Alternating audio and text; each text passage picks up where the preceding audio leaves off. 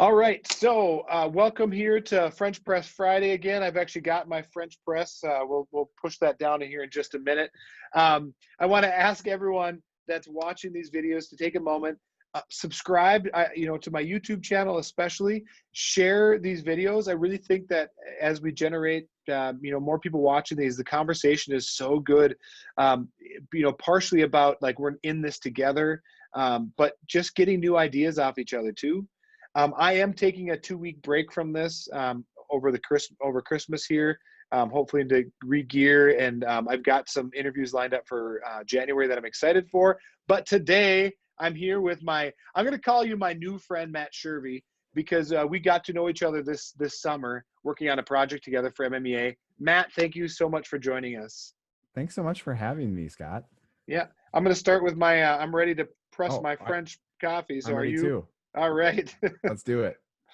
I Let's think do it. my French press is bigger than yours, but size doesn't matter, right? Yeah, I used to have one that big, and then I when I was living in England studying, doing my master's, that was how I could get coffee. I mean, they didn't have an American coffee maker I could buy, so I bought a French press, and that's how I kind of got hooked on that stuff. But they only make them in like the huge size, so now I Yeah. have this little teeny guy, which is great for camping. Like I bring that I've all the got a time. little camping one. It's a yeah, it's just like a tumbler size. So, oh Good yeah, pour. there we go. What kind of I'm grind are you drinking drinking? Yeah. yeah, I'm drinking our local roaster is Stumbino's coffee. Okay. And their heavy meadow is a French roast, which I'd like to have in my French press. So, shout out to Stumbino's. If you're ever in town, I'll buy you a coffee. It's excellent in the local coffee. So, what about you? What do you got? Wow, that sounds delicious. Well, I am looking for, ideas for coffee because right now I have two kids at home, so I do all my shopping at Target, and we have a Target like a minute away, so it's just right now for convenience. But this is just Target like brand, like their espresso blend that you just grind it, and I think it's pretty good. But I Yeah. really like to find ways to support, make sure my money's going to support farmers and local businesses and people that are making their business out of coffee. But I really don't know where to look, so that's where I'm going to Well, turn to you for the coffee expert here, Scott. maybe like I need to work on getting a sponsor for French Press Friday. Maybe I can get some big coffee, place, Yeah. and I'll send everyone a bag of coffee. Maybe. So if you know, or you are a coffee roaster, contact me, and we'll get hooked up with that. So, Matt, let's talk a little bit about your school district. Can you tell us where you teach and the grades you work with? Yeah, absolutely. I teach band at Woodbury High School in Woodbury, Minnesota, and I've been there. This is my fourth year there. I teach 9th through 12th grade, and basically my roles in a normal non-COVID year would be I teach two bands, our two middle bands. We have four bands at the school, a sophomore band, and then a sophomore through senior band. Those are the two non-auditioned groups that we have, and then we also I also teach a choir there. I teach the freshman choir with my colleague Daryl Timmer.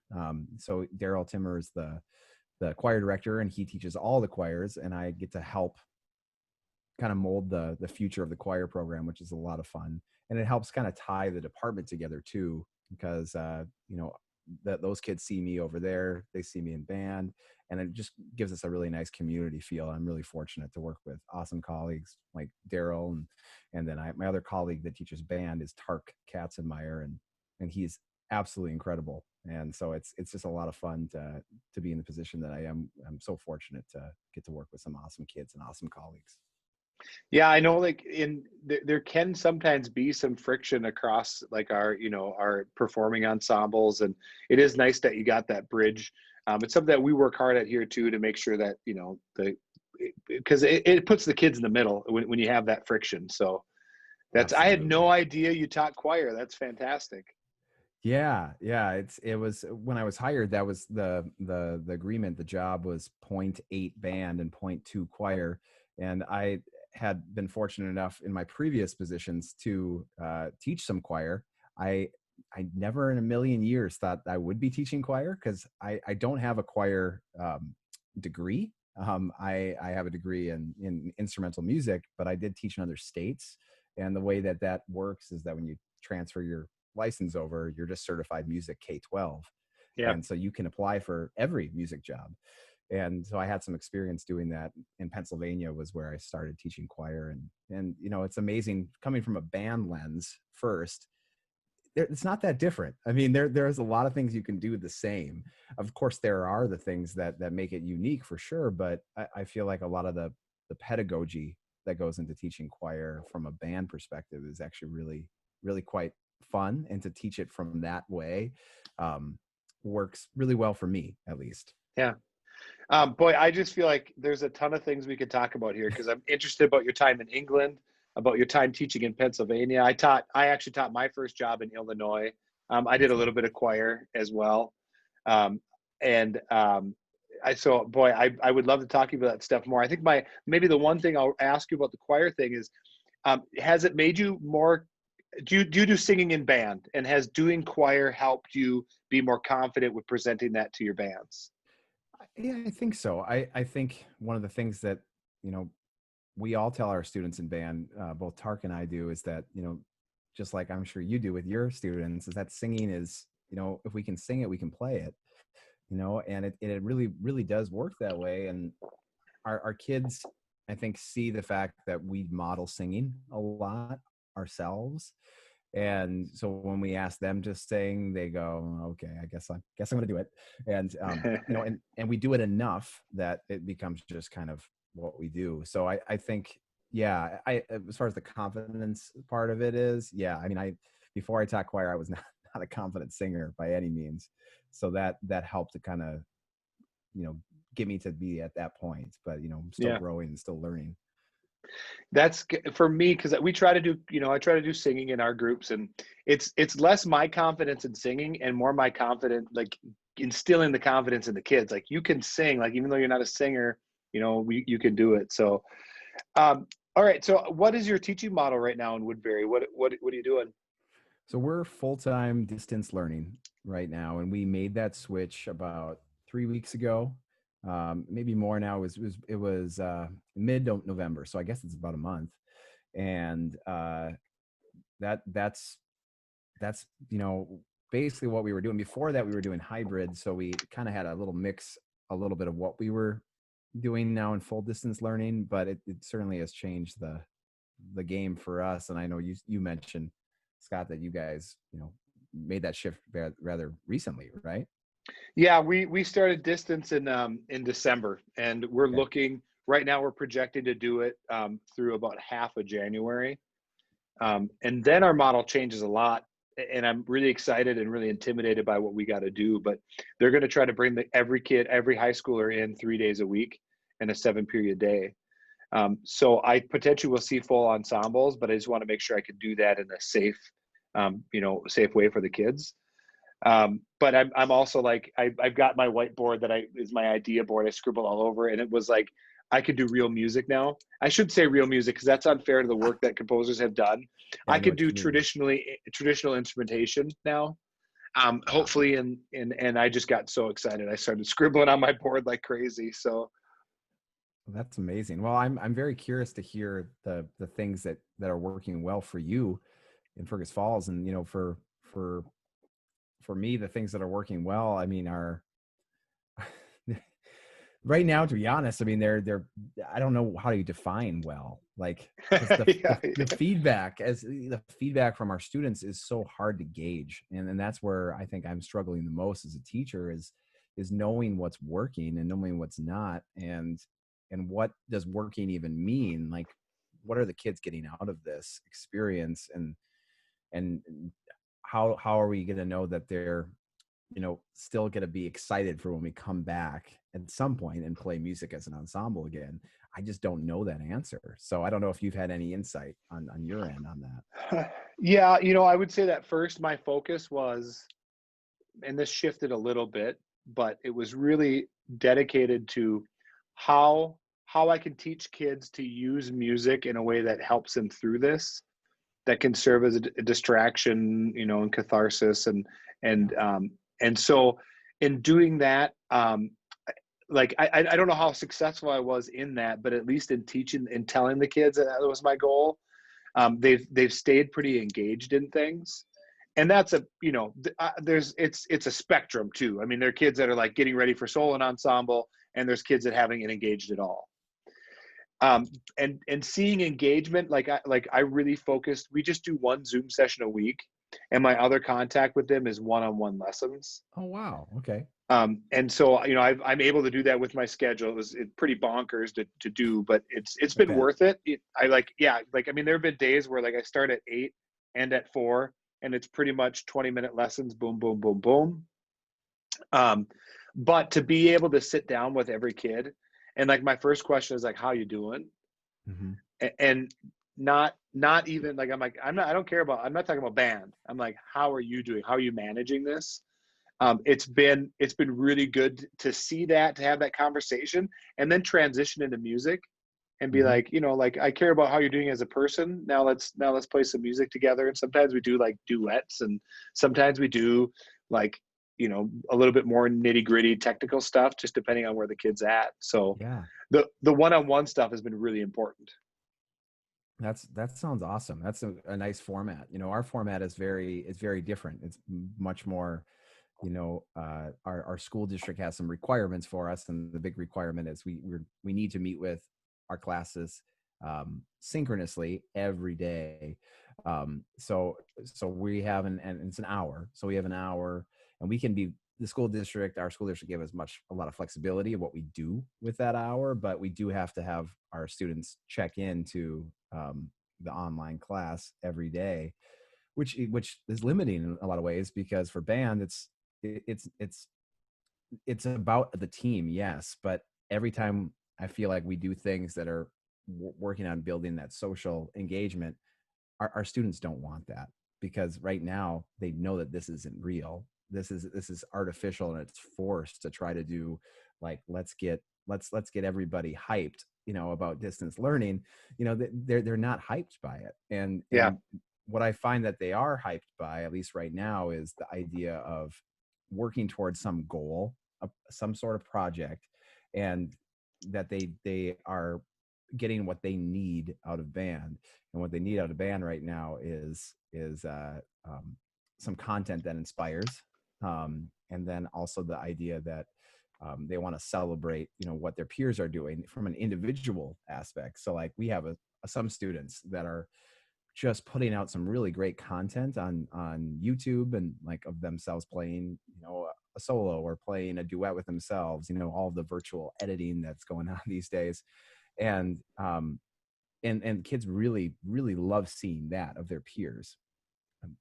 So I think that's been a nice success part. But the the social engagement and the team aspect of band right now for my students are really missing. And that's the thing that causes me the most, um like stages of grief every day, where Yeah. I kind of go, oh, this I don't know how we get out of this, and how we get back to that family kind of feel over, a Zoom session. Or for us, we use Google Meet. It's just I don't know the answer to that. So I don't know if you guys have done any like social kind of things on your end, or Yeah, to be honest, I mean, that's a really a big part of my teaching. yeah. As a lot of music teachers will say, that we value the significance that socialization works in music and our ensembles. But kind of, I think along the lines you're talking about, it's like anything I did in Zoom to do that was going to be a little forced and non-authentic, and I think that Yes. was a really important thing too. Is to be, like I really was honest with the kids. I'm like, this is not great. I mean, this isn't what I want. I'm not going to try to pretend that I'm loving this, but at the Yeah. same time, I am going to try to make the most out of it and try to be positive about it. Yes. Yeah, um, I guess I kind of forgot what what you had rebounded towards me. I think, well, Um, it was kind of the idea of, you mentioned your format is very much right now, you meet with them once a week. and you Yeah. do the lessons. What are you doing on that once a week meet with everybody that makes them feel like, okay, we're still part of band? That's Yeah. what we can't figure Yeah. out. At least I can't. I shouldn't Yeah. pick on my colleagues, but So we are like, we're finding next week, we're like doing kind of our one just fun social activity. okay. It's all been like structured. Like we're going to try to get them playing Yeah. during that Zoom session. So we have them turn microphones off. We play through exercises together that we had already introduced in face-to-face interactions. Mhm. So it was stuff they knew, but just kind of to keep them playing. Honestly, one of the big things is, I think I always tell younger teachers this too, is like being true to like who you are. And I Mhm. like to goof around with the kids and joke around with them. And so before Zoom sessions start, I am like staring at the screen, looking at all the windows, asking the kids to turn cameras on, and like finding things. I'm like, Hayden, what is that gigantic tree behind you? Like how big is that evergreen tree? Can we? How tall do you guys think that evergreen tree is? Let's chat. And doing things to get them engaged with each other, even if they're not talking. And you could see them right away. They're scrolling through trying to see who's got the big Christmas tree. I think that it's small, but that's kind of what I need to do right now, is just Yeah. like small little things to keep them. Yeah. And that's kind of even the thing next week with the social. We sent out questions about that they answered about themselves. And so next week we're going to do a Kahoot on the ensemble. Like, how well do you know the people in your group? And so anything that we did, whether it was playing, we did a little bit of music theory or the social stuff. The idea is we're tying this into January, February, when we believe that we're going to be back in the room together again. Yes. And there's a lot That's of reminders great. of that with kids, too, is like, we're doing this. There's a purpose, like, for doing this right now. Like, we're doing this so that later on, like, if you want to play great music in March, we need to do this stuff now. So I know that's my long That's answer. no, I think that's awesome. I mean, that's seems like you're making the most out of the situation, and that one meeting together a week probably feels a little more special than it does for, for us when they're supposed to be there every day for an hour. So this is now our fourth week, and we're going, it's not as special anymore. It's Yeah. they're in, they know what it's like. We have very few cameras of students that turn on even, and when we ask them to do it, they just don't, so we miss seeing their faces. And I think, for a lot of our students, they think that when we say we miss them, that we're just saying that, and like, as you and I both know, I mean, we care about relationships with our students. We care about them. We want to know how they're doing. That's the most important thing. And right now, that's really challenging. And Yeah. so I know that everybody's situation is different, and everybody, is doing something different around the country right now. But that, just to share, that's where at least I am with my Yeah. students. It's very difficult if they're not willing to turn their cameras on in a The time. One of the things that I'm doing, Yeah. I just took up on myself. I'm failing a little bit right now. I'm hoping that I can finish this. But I decided when we started the distance learning in December that I was going to send a personalized email to every kid and just try to engage them a little bit. And I try to, like, okay, what's the one thing I know about this kid? Oh, snowmobiles. Okay, so make sure I write about snowmobiles in this, so they know it's not some form letter that I'm sending Yes. out.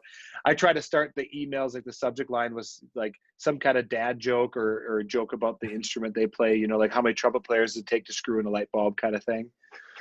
I've got a really good response from those. Like, a lot of kids are like, "Hey, thanks for reaching out," and then it a lot of times just stops there.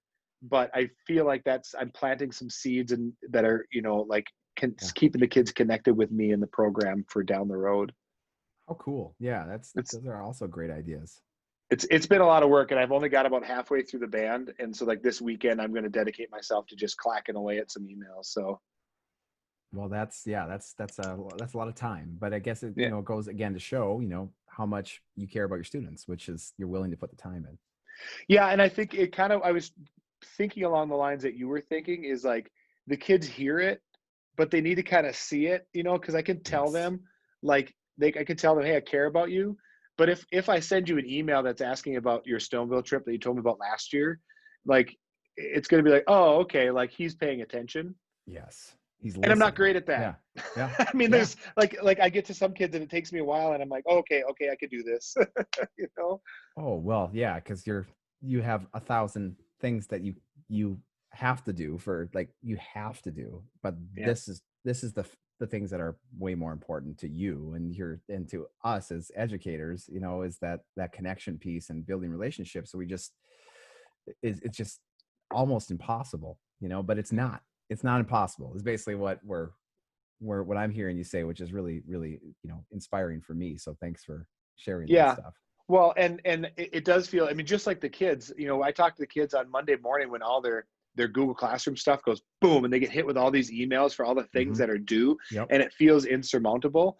That was the same with these emails for the kids, and I just laid out a sheet with all my students' names on it, and I just started. I'm like, I'm not gonna get to everybody today, but I can chip away, And so I just been chipping away at that list all month.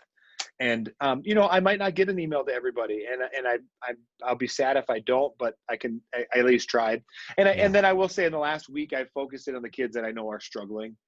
That became a priority this last week to like Yeah. reach out to those guys. Well, Um, I'll say just one more thing on this, and then we yeah, can move on to talk about something else. And one thing that we've been doing extracurricularly is we're doing jazz band over Google Meet, and it's we call it Jazz Lab. So it's any kid that's interested in jazz. Normally, we have auditioned groups that have different ability levels that play at jazz contests. And this year, the involvement was lower than what we typically have in a normal year, but Jazz Lab over Google Meet is working great, actually, because we can talk about some concepts of improvisation, harmony, some like music theory kind of things. But then at the same time, we can also have kids record themselves playing over a backing track. And then what we found was really kind of nice is, when there's that intimidation factor over, like, oh, I don't know if I want to play a solo right now. Um, Everybody records, they send in their recordings in, right after they're done.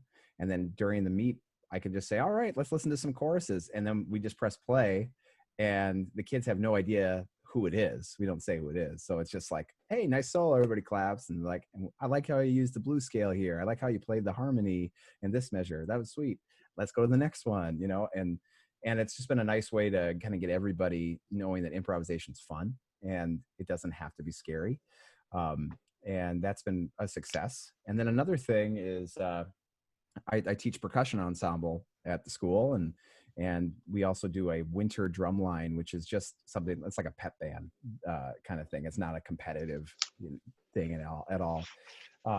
And we've been doing that over Google Meet, and that's been going great as well. The kids, we can sit and work on technique for an hour, and the kids are like, great, that was fun, and then we'll actually work on music with play along tracks. But last night we did some social kind of engagement, which was a student made the game Among Us, and she made Google Slides and asked everybody in the percussion ensemble for their alibi. And it was something related to killing Dr. Beat, the metronome, because we use the metronome all the time, obviously.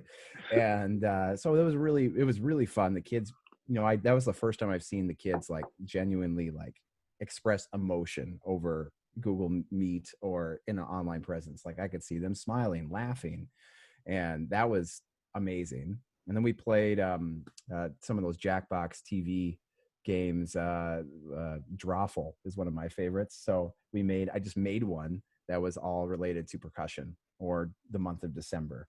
And the kids were sitting there drawing, pictures, and then we'd all have to guess, and kids were genuinely turning their microphones on and, throwing back things, laughing, having a good time. And that's the first time I've seen that happen.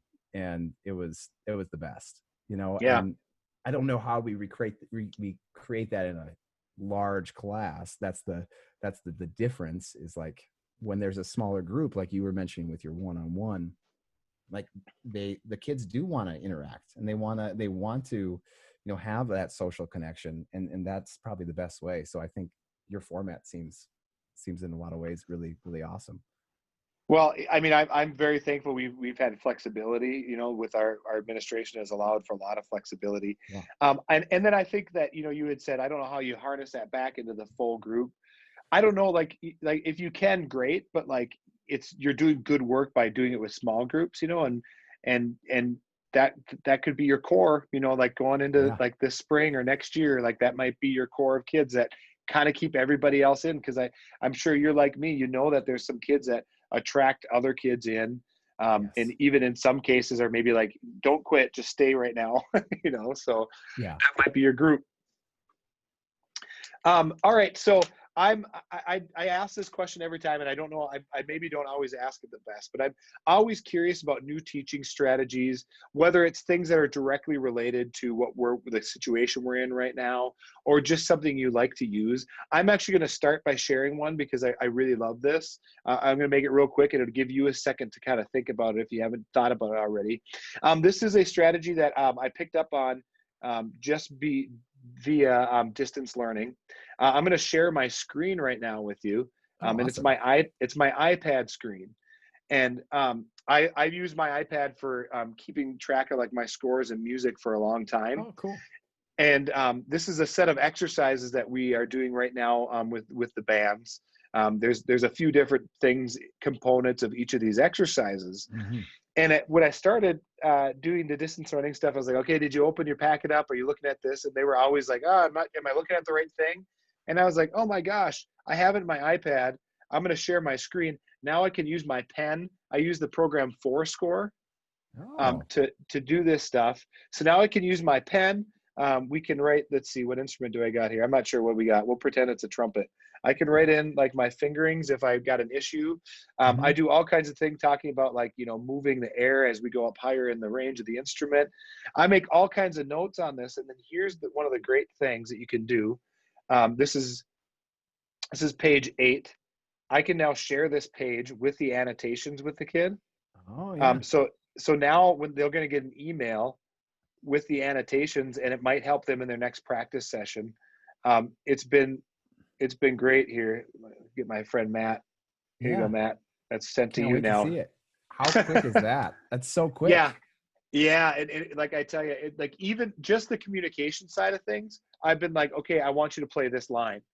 Yep. And then do it. And so I put in a bunch of solo music into my iPad now because I've got a bunch of kids working on solos at home. It's just been a real great communication tool. Has sped up the Zoom thing a lot. Sometimes the kids are actually just reading off their computer screen Yep. instead of their paper at home, which is fine. I mean, I would rather a kid get their eyes off the screen as much as possible. But Absolutely. Yeah. but using Zoom, the share screen with my iPad and the app Fourscore have been my big wins this month during distance learning. So that's my new thing. So you Wow. got So anything you you want to? so Oh, you're on right now in this Zoom session. Are you on your computer or is this all your iPad?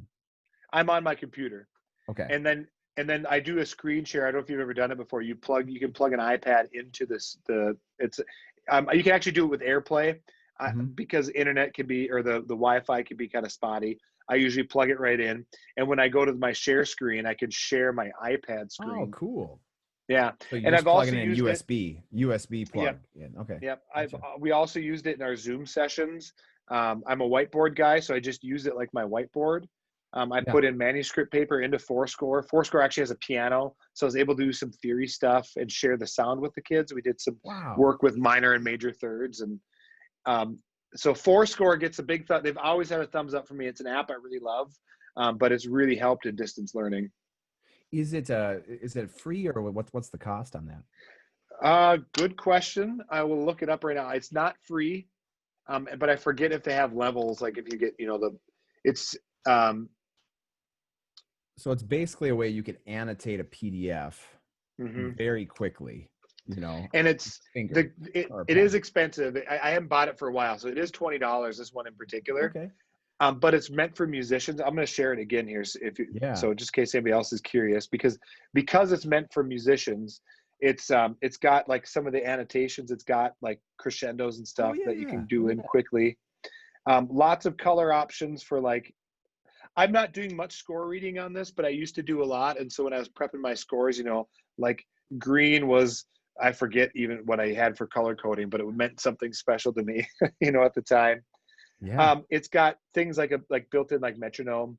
Um, and so like as I use this now for like when I'm getting ready for like in the summer, like looking through scores, I use this a lot more. But it's got like things like a visible metronome, so it can pulse on the screen. Oh, wow. Um, Look at that thing. Sometimes I've used this in class when like bricks and mortar when the kids are in school, Of course. and I will share the score as the kids are playing, and they actually really enjoy it during rests. They'll sit and they'll watch the score go by, instead of counting the rest, which I think is way more valuable than counting 2, 2, 3, 4. Yeah, for sure. Holy cow. Well, that is that's awesome. I'm gonna check that out for sure. I will, for anybody listening, I will keep like any link that we talk about, whether it's this or anything else coming up. I will put links in the description down below on the YouTube video. Oh, fantastic. Yeah, I'm gonna definitely explore that because I could certainly see the usage and how that'd be super nice, especially like in the one-on-one lessons. But you could do that in a full group. Yeah, absolutely. Yeah. How cool. Well, thanks for What about sharing. you? Got any tips you got to share with us?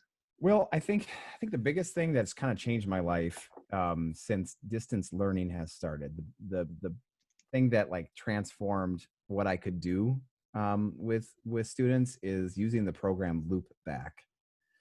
And Loopback is a program made by Rogue Amoeba, and it's $100. But there are so many discount codes out right now with all the conferences happening with Midwest, and Wibic is another one, and there's all sorts of ones out there. And if you go and go on their website, you probably could find a coupon code that would lower the price. I know I found mine for like, it was, instead of $100, it was $70. And I use it all the time. And I use it. I teach private lessons. I teach in percussion ensemble, jazz band. I teach in choir. I'm teaching 2 bands all over Google Meet, and I use it for everything. And it's amazing. So what it does is it allows you to have super clear audio. And I can hopefully demonstrate it here. If I just play some audio, I don't even need to share my screen, which is why this is so awesome. If I play some audio, let's say from my like iTunes, and normally normally I couldn't do that over Google Meet, or well, definitely Google Meet. I'm not sure if Zoom has figured out how to do that since a while, but with Google Meet, you have to present your whole screen, and it's only going to share audio from online. So I remember when we first started doing this, I was going, why is this the case? I don't need to like share my whole screen and then I don't see any of the kids. I just want to be able to see them. So like for example, I could go and here's just a silly one here. Wow. And I can still talk over it. So I can sit and say, all right, let's play our A flat major scale, which is, this is our backing track for an A flat major scale. And I go, okay.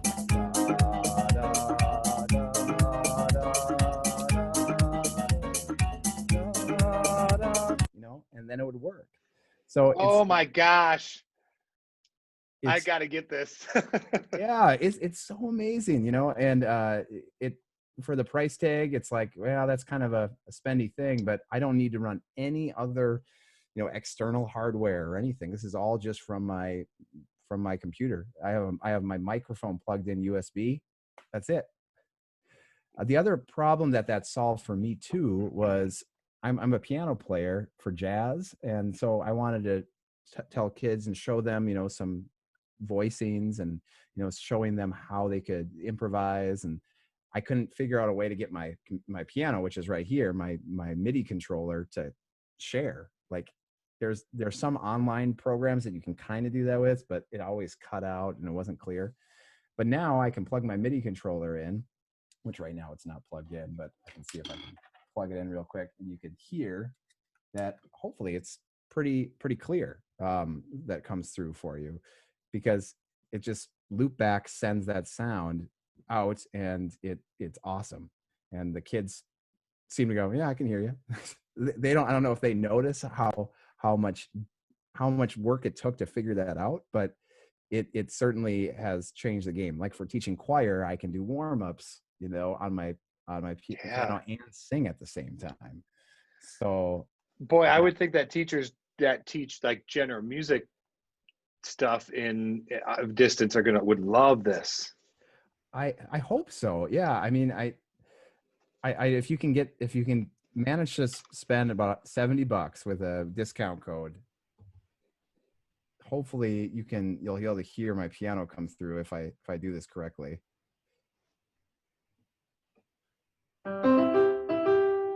Yeah. Nice. And does it sound pretty clear? It does, yeah. It did do a little bit of that thing that Zoom does sometimes that frustrates the heck out of me, Yeah. is that it tries to adjust the volume. Like on that Yes. last attack, it like cut it. Yep. And so that I wish there was a real easy way out of that. Like that's been one of my frustrations with Zoom is Sure. okay, like walking through the advanced audio settings so I can, Yeah. actually anytime I get a drum set player like at home, I hear like the bass hit and then the volume just goes because It's gone. it's gone. Yeah, well, I know Zoom has all that advanced audio, like you were saying, but to try to explain that, is not great. With Google Meet, at least, there's a one button that you click, just one button that will filter out any sound that's not speech, and you just want to make sure that's turned off, Yeah, and then it should be pretty clear. that's great. So, yeah, All right, so I got a new question for you. I didn't actually tell you about this one, so no, I'm that's fine. sorry for putting you on the spot. But I'm curious, is there any particular piece of music right now or any composer that you're really into? I'd like to kind of give some shout outs to people and pieces. Well, yeah. So the first one that comes to mind is a composer by the name of Adrian Sims, and Adrian Sims is a student at the University of Maryland. He's a student of Brian Balmage's, and he writes some incredible music. And he's a published composer. He has a bunch of pieces published right now, but we just had the opportunity to premiere one of his pieces over a virtual performance. And we're really proud of what our students were able to do. We had a chance to interview him and talk with him over Google Meet. And man, he's just a really interesting guy to talk to. He was super passionate about the process of creating music and was open to share everything. And better yet, he's like, how can I help you guys make this performance happen? And All we're right. like, do you want to play? He's like, absolutely. So he played a part in his piece, and I think it turned out really well. So if you go on YouTube and you search for Adrian Sims, or if you type in Woodbury High School Band, you'll find all of our virtual band videos that we've made. But the piece is called Incandescence, is the name of the piece. And it's just a beautiful piece with a very interesting story that you'll see if you watch the video. Yeah, we just have a lot of fun playing his music. So that would be the first one I would say check out. Great. If you don't know Adrian Sims. And then the other one, this is actually a choral composer. My colleague Daryl Timmer works with, and he's the artistic director, I should say, of the Valley Chamber Chorale, which is out of Stillwater, and it's a professional choir. And they just did a virtual performance, and there's an arrangement of In the Bleak Midwinter with Lo, How a Rose Ere Blooming in it, and it's a really cool arrangement by a composer named Amy Gordon. So a shout out to her. I don't know her personally, but I've only heard her music, and I went, wow, this is a beautiful piece. So that is a video that I don't know if it's listed on YouTube anywhere, but I know that Amy Gordon does have a website, and it's a really nice one. So if you want to check out some of her work, I definitely want to shout her out too. All right. That's great. Thanks for sharing those. Yeah. How about for you? I'm getting ready to go into some like known quantities, because I really want, like, if we're getting back together with the kids, I want to know that like they're gonna spark joy kind of thing. Yeah. Yeah. And so I'm not taking too many risks like I know Fate of the Gods by Stephen Reinecke. Like I know the kids are just going to go gaga. So I've got that one Yeah. ready to go. But having said that, I've this year been challenging myself and through this channel as well to connect with other composers. So I would say the composers I'm excited about right now. Haley Woodrow is doing some commissions Yeah. via I think it's MBDA, but I know Chuck Wise is a part of it, and Mhm. I think it's his work with MBDA, and so I'm listening to things in her catalog right now. Erica Savano, I think, is just fantastic. Oh yeah. Um, and so I've got a couple of her pieces that I'm hoping to program soon, including Mary Shelley Meets Frankenstein. So cool. And yeah, it really is. And then I got to know a guy this summer. His name's Gerald Johnson II. Okay. I did an interview for this channel. And at the time I listened to a bunch of his stuff and I was getting ready to order, but then none of his stuff is flex band. And that's pretty much all I needed at the beginning of the year. Yeah. So I'm getting back into his music right now. He's got a fun grade 2 piece called Aluminum Sharks. Awesome. I'm looking at getting it. And he's got a pretty big catalog right now with a bunch of new stuff that came out. There's a great piece called Awesome. X. And so for all these composers, including the one that Matt talked about, I'm going to put links in the description. So Oh, great. please check them out. I would say that composers are on that chain of people that need support right now. And so if you are a band director with some extra money in your budget, look into the future and purchase some new music for your library. Yeah, and one more to mention. This is a percussion composer. He might write other pieces. I don't know for sure, but we've done a couple of his pieces for percussion ensemble. The composer's name is Josh Gotry, and he's written a great piece called Wood, Metal, Skin. We did Oh that piece. yeah, Yeah, it's a great piece. Yeah, we did that, I think, just a few years ago with our percussion ensemble live. But he's got a great piece if you have percussionists at home that you want to get playing again. A piece called Pads in Isolation, and it was a piece I love think it. that was written back in March. And there's tons of recordings on YouTube of it. But it's just really kind of fun because it works really well. It's basically a quartet based piece, drumming only, and it's you could perform it all on a practice pad. So Great, that's cool. it's fun. We're doing that right now with our percussion ensemble, and that's worked great over Google Meet. And kids are submitting their recordings. We have a whole little shtick planned for what that's going to look like, and the piece lends itself really well to working over this format. So check it Cool. out. Well, I think I'm going to use this. We need to talk again because there's more things I want to go into, but I think we're getting close to an hour, I think, of talking here. So before we do that, I'm just want to just brush on the idea that you are a composer as well. Are you writing right now? That's a great question. uh, so yes, I have my master's in composition, and I love to write, and I love to arrange, and I really like to inspire students about we're all composers. There's nothing special that makes you a composer other than the will that you want to create music. That's it. So the things that I've been working on have been really right now raising my kids.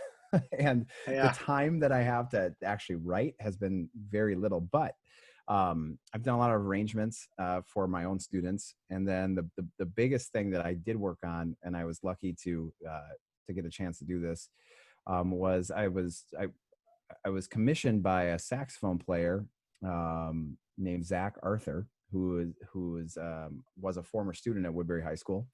And he said, I'd really like to have you write a piece for alto sax that's a new sonata, like a new, multi-movement work. And I have some experience writing for saxophone and piano. When I was doing my master's, I worked with the Australian saxophonist, Erin Royer, and she's now a professor out in Australia of saxophone, and she's just a killer player. But she wanted some new music, so I wrote a tenor sax sonata. So this is kind of like the follow-up one for alto sax. And so Zach and his friends worked, and we made a consortium, and they commissioned me to write this, and it took me the summer to do. and I think, I think it turned out pretty okay. I think they were happy with what it was, but it hasn't been performed to my knowledge yet. They're working on trying to find ways to perform it, with COVID restrictions, and but it's for saxophone, alto sax, and piano, and it's inspired by my experience over the summer with my family at Itasca State Park. So Oh, it's great. very, That's great. yeah, it's very nature, based. Yeah. And so yeah, if you're interested in checking it out, I'll put up a recording on my website, but I haven't yet, and it's only going to be MIDI sound, so it's probably not going to be the most exciting listening experience. But I'm looking forward to when Zach and the rest of the consortium get a chance to get back to live performances and get a chance to hear that piece for the first time. That's like the greatest feeling for a composer, is to hear your Yeah. work performed. So I'm looking forward to that day. Yeah, that's great. I really want to talk to you more about this stuff and more things. So I'm gonna contact you again sometime down the road. We're gonna have another conversation. Oh, Um, fantastic. but I just, for now, I think we're gonna call it there. Sounds But great. yeah, it's been great to have some coffee with you, Agreed. and I wish you the best, and we'll stay in touch here, Matt. Hey, thanks so much, Scott. Yeah, Take care. you too.